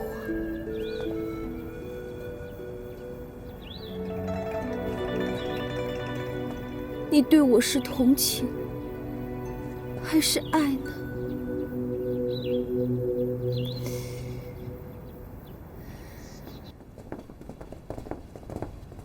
范夫人，这里是什么地方啊？各位少侠，我知道各位此次前来的目的就是要进藏经阁一阅。各位助我对抗大荒八魔，又助我与青云相认，我实在是无以为报。这就是通往藏经阁的法阵。哦，夫人，之前听范仲范伯说过，藏经阁是您的脑海里面幻想出来的东西。先前假山上所见，只是您思想所倒映的幻想，其中有何玄机啊？自上古以来，范氏一族的女子就传承了记忆力超群的天赋。外人传说，藏经阁有万卷书籍，其实这万卷书籍早就印刻在每一个传承人的脑海里。各位请随我围桌而立，以手相连。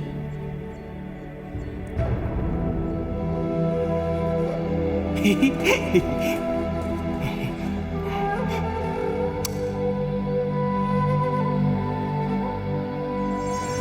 排除一切杂念，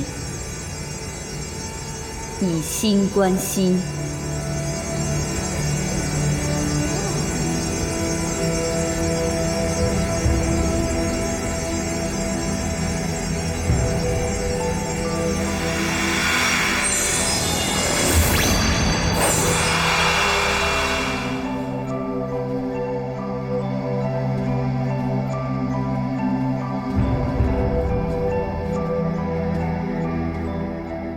天下都知道陶然居有藏经阁，里面有先祖收藏的各路武功秘籍和江湖秘史。各路习武之人为了一探究竟，不惜使用各种手段，趋之若鹜。可是进来的人却少之又少。其实，藏经阁是印在我的脑海之中。哎，那夫人，请问您知道紫青双剑和神木剑的下落吗？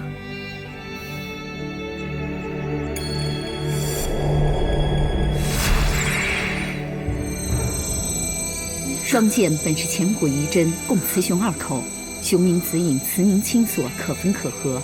双剑埋藏于武当山翠屏峰山腹内，非有极大仙福仙缘，不能妄取。而100年后，凶剑幽冥从魔地出世，为了克制凶剑煞气，仙人将紫影剑取出，用其罡煞之气封印幽冥剑于莽苍山之巅。原来如此，那神木剑的下落呢？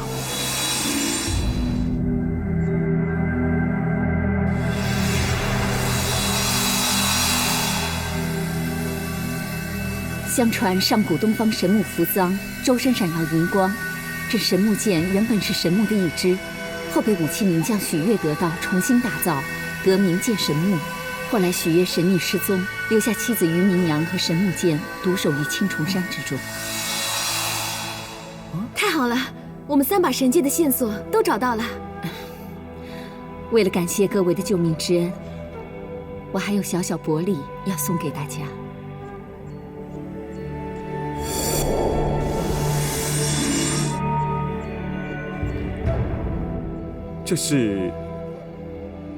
这是你们蜀山剑派点苍峰失传已久的点苍剑法全集，我这里幸好藏有一本。那我这本就是《百草实录》。对，这是上古神农氏尝遍百草所记录的心得，有助张少侠钻研修习。多谢夫人。紫英姑娘，我不知道你有什么需要，藏经阁的武功秘籍，你自己挑一本吧。多谢夫人，紫英没有什么需要的。娘，那么我也只能挑一本吗？傻孩子，藏经阁以后都会传给你的，这些武功秘籍都会给你。太好了，那丁大哥呢？丁颖，这是我特意为你准备的。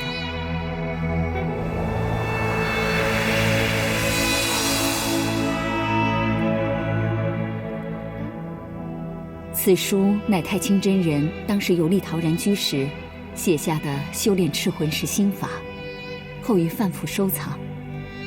现在我把它传赠于你，希望有助于你修炼赤魂石。如此珍贵，夫人您费心了。不必言谢。各位既然已求得所需，那现在我就带各位回去吧。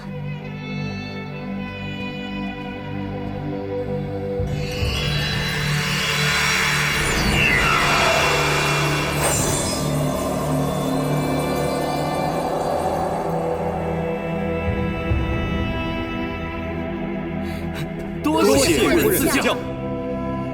你们既然有任务在身，我也不便挽留。我与武当掌门童元奇是故交，你们就多留一晚，等我修书一封，待明日再启程。当年蜀山和武当曾有过过节，虽然已化解，却仍心存芥蒂。如果夫人肯修书引荐，那自然是极好。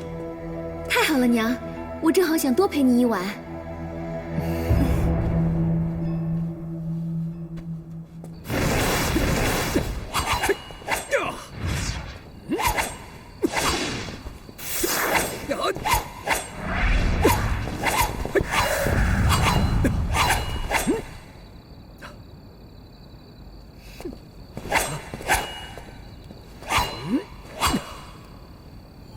子英，这藏经阁果然名不虚传，点苍剑法早已失传。我以前也只是习得一点残招，没想到今日能习得全部剑招，真是太好了。你先是得了范夫人的青睐，现在呢又得了失传的剑招，唉，你可真是春风得意啊！好子英，怎么还生气啊？我一个区区的掌门之女，在蜀山上呢还有点地位，到了人家这江南第一家的陶然居啊，那可是自愧不如啊！我看呐，你还是好好在这儿享你的荣华富贵吧。哎，我丹真子这辈子只喜欢一个人，他就是诸葛子英。青云家境再好，势力再大，但我要娶的是你，又不是他们全家，听明白了吗？那以后不许你打青云的主意，其他女人也不可以。在下遵命。哦，啊！讨厌！此人对我们的行踪了如指掌，在合适的时机做出合适的指引，却偏偏不肯露面。就算他蒙着脸，肯定也会有肢体上的接触，是男还是女？他的身形如何？还有他用的武功是哪一派的？我说不知道就是不知道嘛，难道我还故意不告诉你啊？青云的反应明明是认出了那个人，难道是玉儿？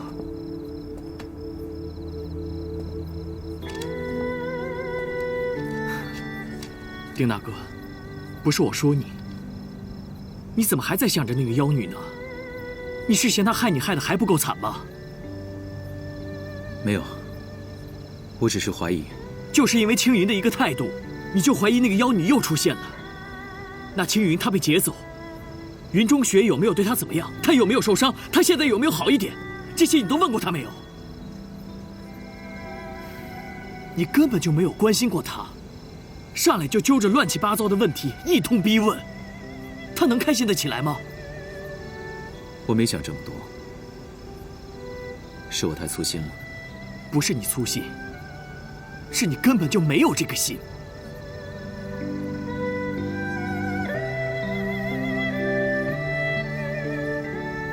自从我们两个来到蜀山以后，青云就一直在帮助你、照顾你。每次你犯错，他就替你说话；你被罚了，他恨不得替你受罚。为了教你练剑，还被小茹师伯责罚。上次你被囚禁一时，他跪在凌云峰广场几天几夜不吃不喝，两条腿肿得像个萝卜一样。他来问我拿药的时候，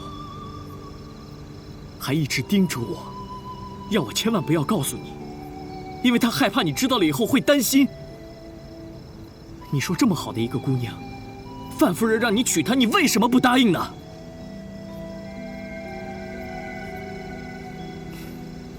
我知道，你现在还忘不了那个妖女，但是她几次三番的骗你。最重要的是，她手上沾满了同门师兄弟的鲜血，她简直是一个魔鬼。而青云呢，她善良、单纯，而且她心里面装的全都是你。你说这么好的一个姑娘，难道就比不上那个魔宗妖女吗？小张，你现在需要听我说，为了一个不堪一提的人，去伤害真正对自己好的人，这样值得吗？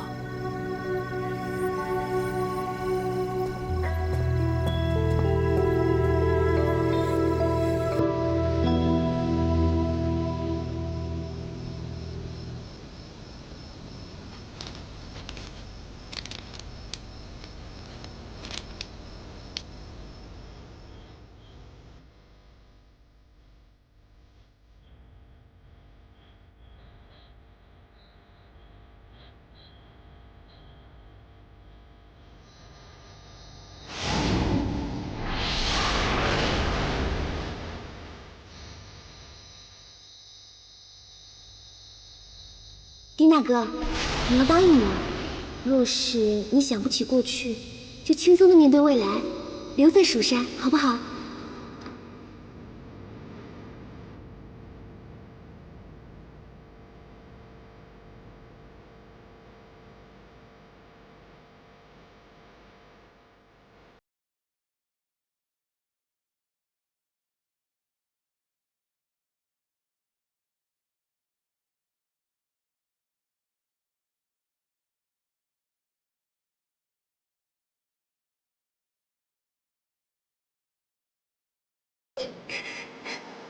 你快点醒醒啊！你快点醒醒啊，丁大哥！丁大哥，你不可以这样！丁大哥，娘说的对，不就是说出喜欢你吗？又不会少一块肉。告诉他了，哪怕被拒绝，也没有遗憾。我就努力，试着最后一次吧。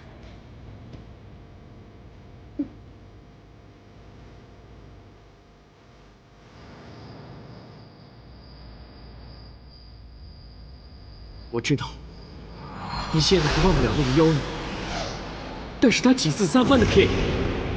最重要的是，她手上沾满了同门师兄弟的鲜血，她简直就是一个魔鬼。而青云呢，她善良、单纯，而且她心里面装的全都是你。你说这么好的一个姑娘，难道就比不上那个魔宗妖女吗？青云，你是天底下最傻最笨的大木头，我讨厌你！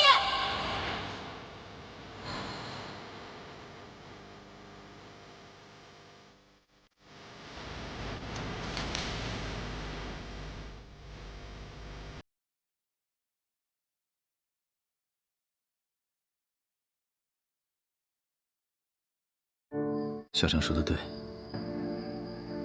我是世界上最好坏不分的大木头。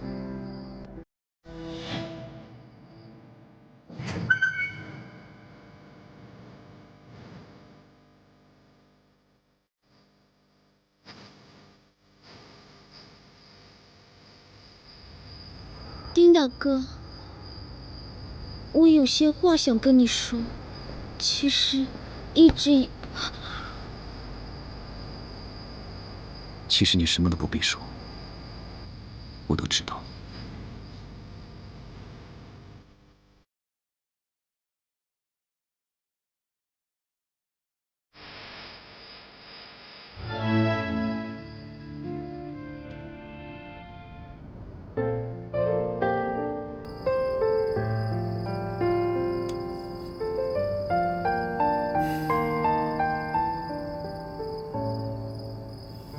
丁大哥，你刚才说的那些话都是真的吗？我感觉像做梦一样。你现在后悔还来得及啊？不是，我不是这个意思，我只是太高兴了。我以为你永远都只会把我当成小妹妹。你还记得我刚来蜀山的时候，你跟我说什么吗？什么？你说人应该向前看，不应该沉溺过去，要珍惜身边所拥有的一切。掌门也曾经教导过我，说要放下执念，究竟自在。但是这么多年以来，我一直奢望一些虚幻的东西，执着于自己的心魔，差点辜负你对我付出的一切。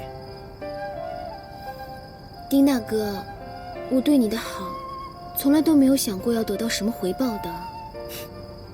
那个不是回报，是回应。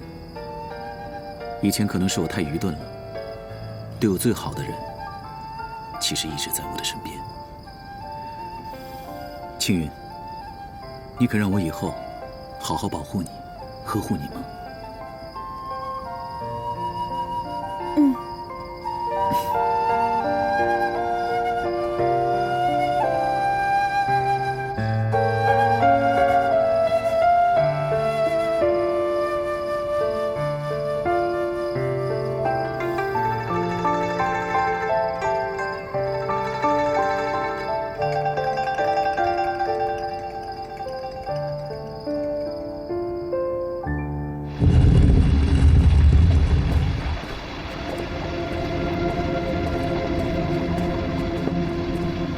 宗主，副宗主已经准备出发了。我去送送他吧。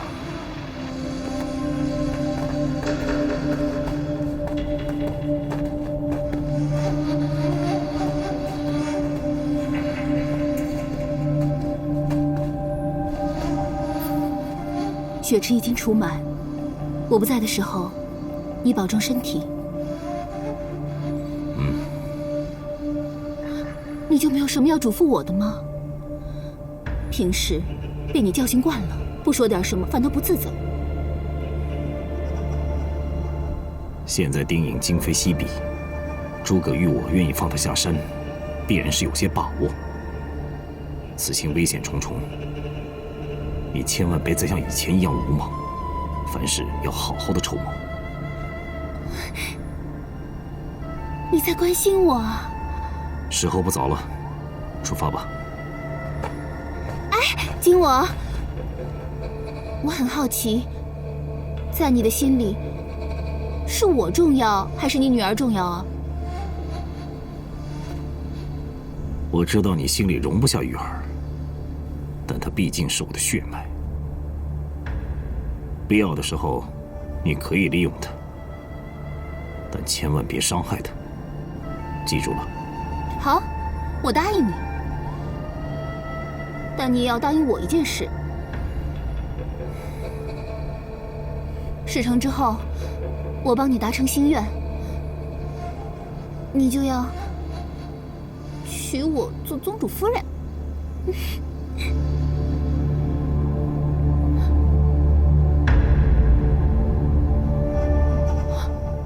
哦，那算了，以后的事，以后再说吧。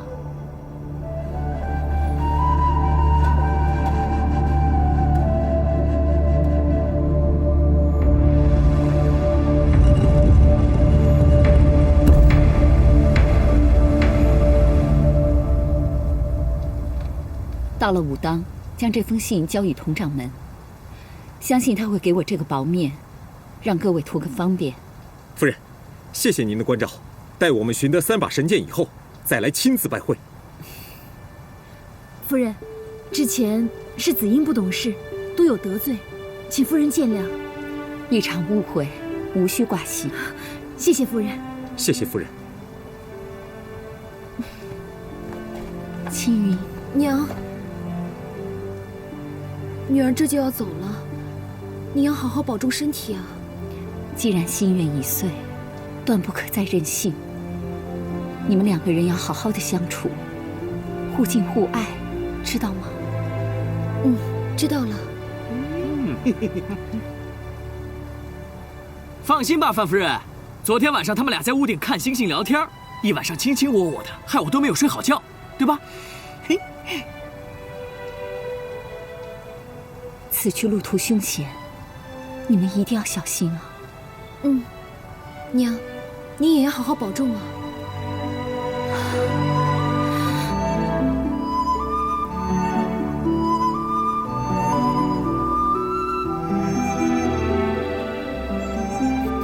去吧。保重，保重，保重，夫人。哎，走了，青云。哎，去吧。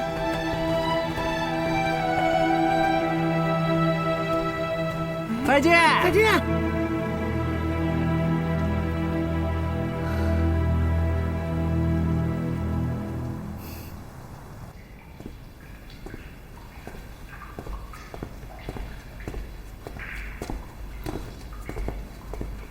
宗主，什么事？他来了。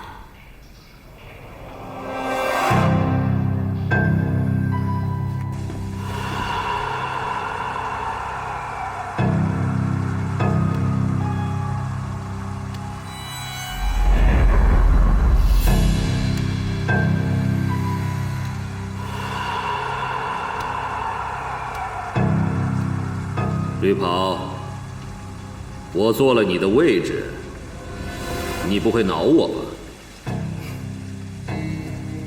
天尊，你说笑了。我们是至交好友，共谋大业，何来的恼怒？中原人真是会说笑话，好一个共谋大业！绿袍，这些年我小看你了，这么多年。我一直都以为你是我身边的一条狗。天尊，你怎么想是你自己的事。不过我想你这次看走眼了，你养的不是一条温顺的狗，而是一匹会吃人的狼。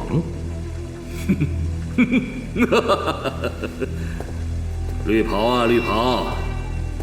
既然南明离火剑已经离开了蜀山，你为何不从速报我？天尊，你不是有通天的本领吗？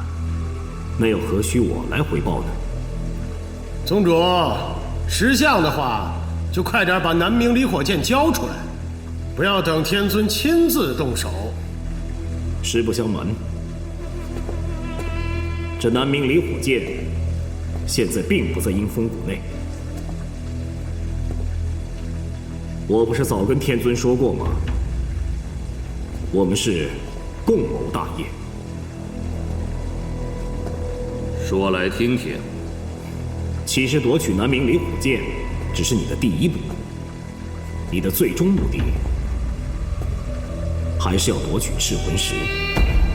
现在屠妹和小女玉无心随同南明离火剑一同出发夺取赤魂石。女儿？你还有个女儿？屠妹什么时候变得这么大方？这样都能忍？我跟她携手多年，自然互相信任。天尊，此次计划周详，肯定万无一失。我看天尊你就留在谷中静候佳音吧。你是嫌我碍手碍脚？我只是相信屠妹和玉儿。好，我且相信你。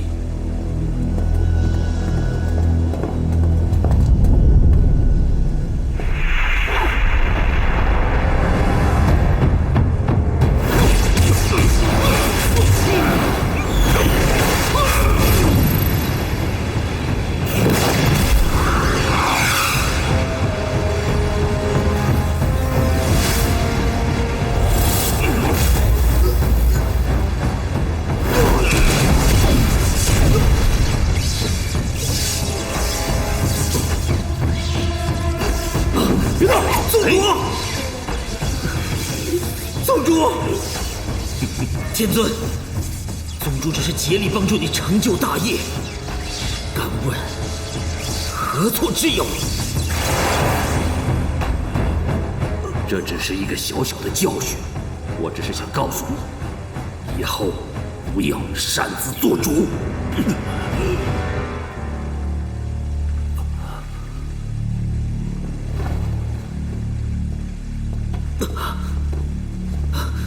宗主。宗主，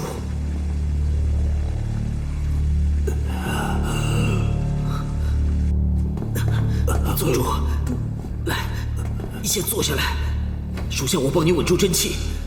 不用了，我已经压制住了我的伤势，暂时无碍。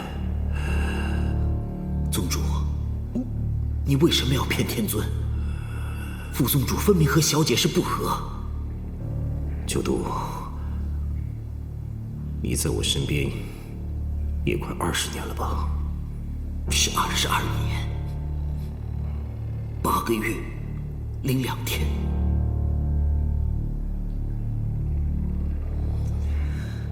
没想到你记得那么清楚。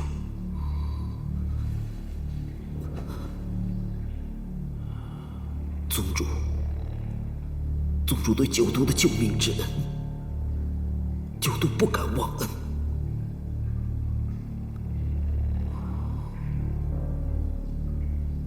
那你还记得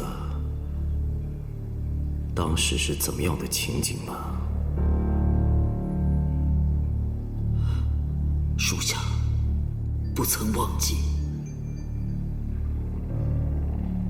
当时我在天域还是一个修行卑微的少年，屠霸被封印了，返回天域。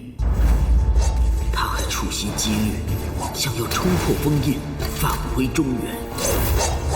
于是，到处抓人充当他的后辈。被他所抓的，修为高的被逼替他卖命，修为低的便永世为奴，不得翻身。我四处躲避，可是没有办法。还是被屠霸的手下盯上。我很清楚，那天是你把我救了下来。若说是我救了你，倒不如说是你救了我。后来你背着我在雪地里跋涉了9天9夜。竟然不顾自己的安危，折返图霸府邸。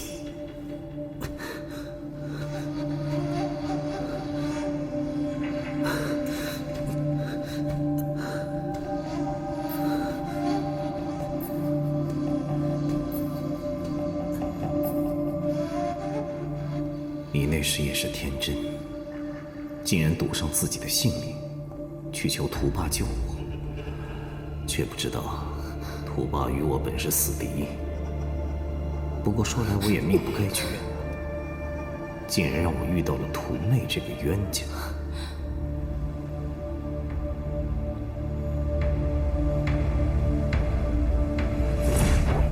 九都，你跟在我的身边20多年，出生入死，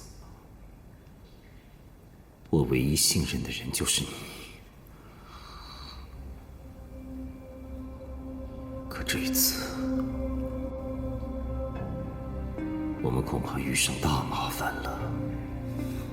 宗主救命之恩，属下当以性命相还。属下的命是宗主赐我的。宗主想要去哪里，做什么，属下誓死追随。如今赤魂石还未到手，图霸就已经先来。方才你也看见，只要图霸一天不死，我身上的血术就永远无法解除。就算我拿到了赤魂石，也是受制于人。与其这样，不如除去图霸手中的嗜血蝶王，彻底摆脱他的控制，让他看看谁才是阴风谷真正的主人。属下明白，全听宗主吩咐，属下万死不辞。